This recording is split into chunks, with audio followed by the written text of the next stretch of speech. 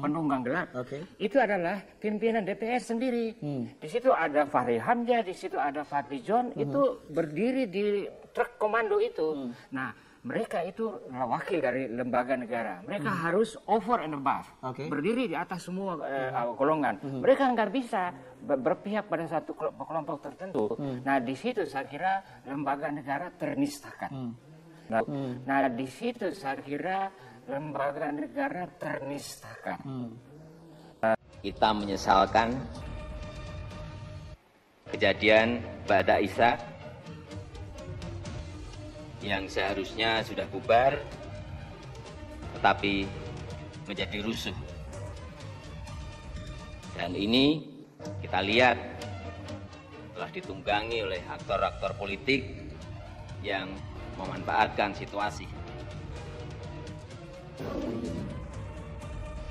Ditunggangi oleh aktor-aktor politik yang memanfaatkan situasi. Pak Andirsyah, komentar Anda. Ya, jadi pertama saya ingin menyampaikan bahwa pada tanggal 7 Oktober itu saya sebagai Ketua Umum Keluarga Alumni Universitas Muhammadiyah Nusantara dan beserta kawan-kawan komponen lain itu datang ke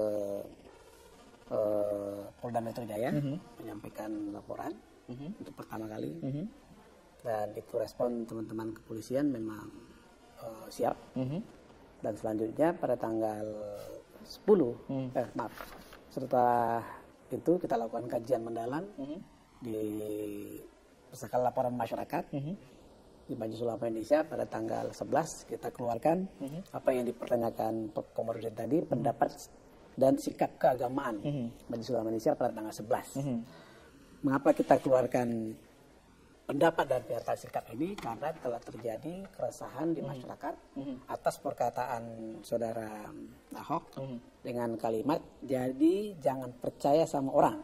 Kan bisa aja dalam hati kecil Bapak Ibu nggak pilih saya, ya kan? Dibohongin pakai soal Maidah, macam-macam. Dan seterusnya, satu lagi, dan dibodohi gitu ya. Nah, ini kalimat yang sangat mengganggu perasaan umat Islam. Dalam konteks inilah kita mengeluarkan pendapat yaitu bahwa Al-Quran Surah Al-Maidah itu wajib disampaikan kepada masyarakat, tidak boleh dipermainkan, dan karena itu juga kita minta kepada pemerintah dan masyarakat wajib menjaga harmoni beragama. Ini sedang diproses secara hukum. Mungkin kita bicara soal yang kemarin ini, bagaimana kemudian komentar dari Anda? Presiden bilang ada aktor-aktor politik yang menunggangi kepentingan. Jadi berdasarkan pernyataan sikap dan pendapat inilah kemudian terjadi proses hukum.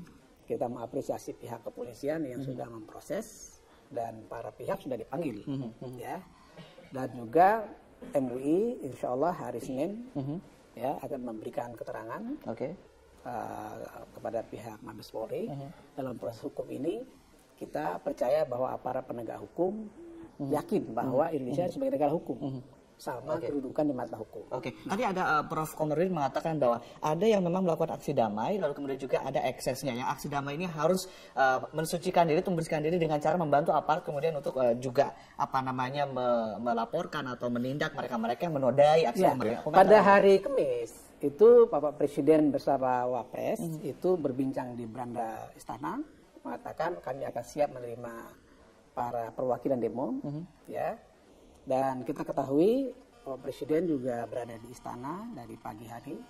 Tiba-tiba jam 11 beliau mengatakan keluar tugas, tapi para perwakilan pendemo tetap menunggu beliau. Tapi Anda merasa ditunggangi nggak oleh kepentingan tertentu? Sebentar.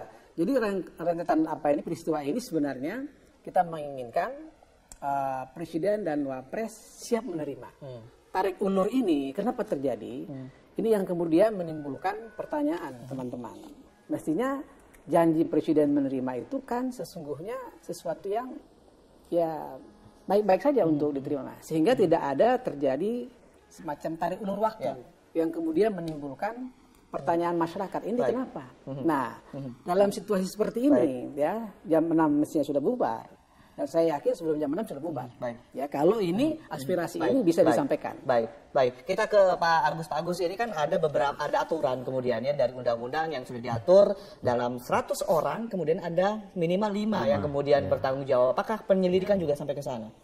Ya, ini untuk kemudian mengejawantakan untuk menindak ada kepentingan-kepentingan tertentu yang... Ya, Mas Adi, tentunya kita sudah komunikasikan dengan para pihak yang ikut dalam pelaksanaan ini, termasuk dengan penanggung jawab itu sudah kita komunikasikan. Tapi sebagaimana kita ketahui, masa kemarin kan terus berdatangan. Saya yakin dan percaya beliau-beliau juga mungkin kesulitan dalam mengawasi yang datang terus berdatangan ini. Memang sesuai dengan undang-undang, dalam 100 ada maksimal 5. Tapi kalau misalnya dengan seperti itu jumlahnya kemungkinan juga akan sulit. Tapi kembali lagi sampai dengan jam 18 itu kita semua masih bisa mengkomunikasikan untuk bagaimana supaya pelaksanaan unjuk rasa atau demonstrasi ini bisa berlangsung dengan tertib. Nah, inilah kewajiban kami nantinya tentunya didukung oleh pihak yang melaksanakan. Kalau merasa memang bukan bagian daripada teman-teman pengunjuk rasa, tentunya nanti kita akan coba lakukan penelusuran dan penyelidikan lebih lanjut, komunikasi dengan beliau-beliau untuk kita bisa menemukan siapa mereka. Walaupun ya tadi pada saat kami konferensi pers di kantor sudah kita tunjukkan ada pada saat mereka melakukan pemukulan kita sudah miliki. Baik. Dari setelah pukul 18 waktu Indonesia Barat, apakah Polri merasa kecolongan atau gimana? Untuk kemudian tidak biarkan. Jadi begini, kalau tadi dikatakan oleh beliau ini sebetulnya sebelum jam 18 sudah bubar, betul. Pada saat Pak Wapres juga sudah menyampaikan itu sudah sebagian sudah menuju Istiqlal untuk melaksanakan sholat maghrib. Nah itu hanya memang dengan masa yang begitu besar itu mungkin perlahan-lahan bergeraknya. Nah ada sebagian yang kita sedang dalami, kembali lagi kita dalami, inilah yang sekarang menjadi perhatian kita. Apalagi mereka melakukan upaya provokasi kepada aparat. Tapi ya bersyukur alhamdulillah teman-teman kami tidak terpancing. Walaupun sampai dengan saat ini kami yang dirawat itu ada sekitar 15 itu. Tapi ya itulah risiko pekerjaan, dan Pak Kapolri sudah katakan bahwa kami akan lakukan pengusutan lebih lanjut terkait dengan peristiwa ini. Kita akan tunggu begitu masalah pertanggungjawaban masalah ini. Kita ke Pak Tamrin. Pak Tamrin, Anda tadi mengatakan bahwa dalam setiap kelompok ketika ada masa besar ada kepentingan-kepentingan, tadi ada aktor politik yang menunggangi. Kalau menurut Anda siapa dia, tujuannya apa? Kalau yang jelas yang saya lihat kemarin itu ada dua pihak ya. Saya pikir penunggang gelap ya, penunggang gelap kuda barangkali ya. Kalau sekarang kan lebaran kuda lagi populer gitu.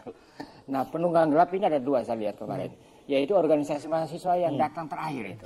Jadi orang sudah damai dari pagi sampai itu, kemudian tiba-tiba ini kelompok kecil mahasiswa mau mendobrak istana. Secara sosiologi apa maknanya itu? Nah, cara seperti apa itu? Cara-cara itu saya cukup familiar karena saya dulu juga aktif di situ. Saya cukup familiar dengan cara-cara itu. Jadi waktu itu terjadi, saya langsung bilang, oh saya tahu kelompok ini, mereka ini. Nah, kemudian yang saya sebut sebagai penunggang gelap, itu adalah pimpinan DPR sendiri. Di situ ada Fahri Hamzah, di situ ada Fadli John, itu berdiri di truk komando itu. Nah, mereka itu wakil dari lembaga negara. Mereka harus over and above, berdiri di atas semua golongan. Mereka nggak bisa berpihak pada satu kelompok tertentu. Nah, di situ saya kira lembaga negara ternistakan.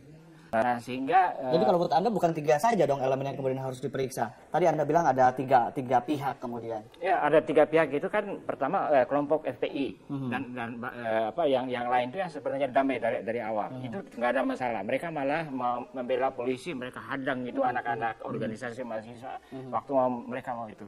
Jadi itu bagus. Ya, kelompok yang kedua itu kan yang penunggang gelap ini organisasi mahasiswa. Ketiga penunggang yang jelas-jelas ada di truk komando itu.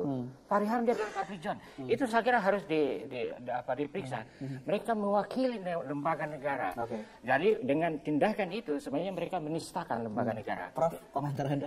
Ya, yang terpikir saya gini, ini kan ada satu pihak yang belum puas tentang penistaan agama. sisi lain kemudian polisi dituntut dan bekerja secara hukum profesional. Yang ketiga, ini kan baru akan mulai kompetisi pilkada. Yang kebetulan Ahok itu bagian dari aktor itu. Ya. Nah, ini ke depan hemat saya pemerintah bersama tokoh-tokoh parpol dan masyarakat duduk bersama maunya apa? Apakah mau biarkan nanti, sebab nanti akan terus lagi nih. Tapi kalau diantisipasi dari sekarang, saya berharap bahwa pilkada itu pertandingan yang menarik, demo itu festival, agama dijaga kemuliaannya, kemudian medsos itu positifnya, membuka peluang partisipasi masyarakat dalam proses politik luar biasa. Baik. Tapi sekarang sudah terdeviasi, teranomali. Banyak provokasi juga di media sosial. Itu kan gara-gara medsos ini. Jadi ini hemat saya perlu serius untuk mengamankan sebuah proses politik dan kemuliaan negara dan agama. Oke, soal Ya, media, jadi baik. gini, Sebentar nanti kita akan sambung lagi, kita harus jeda sebentar. Kita akan mengulas masalah media sosial yang kemudian ada pernyataan dari pihak kepolisian untuk menindak kemudian si pelaku yang mengupload begitu ke internet atau ke media sosial mengenai statement dari pihak tertentu. Nanti kita akan sambung, Prime Time News akan segera kembali pemirsa.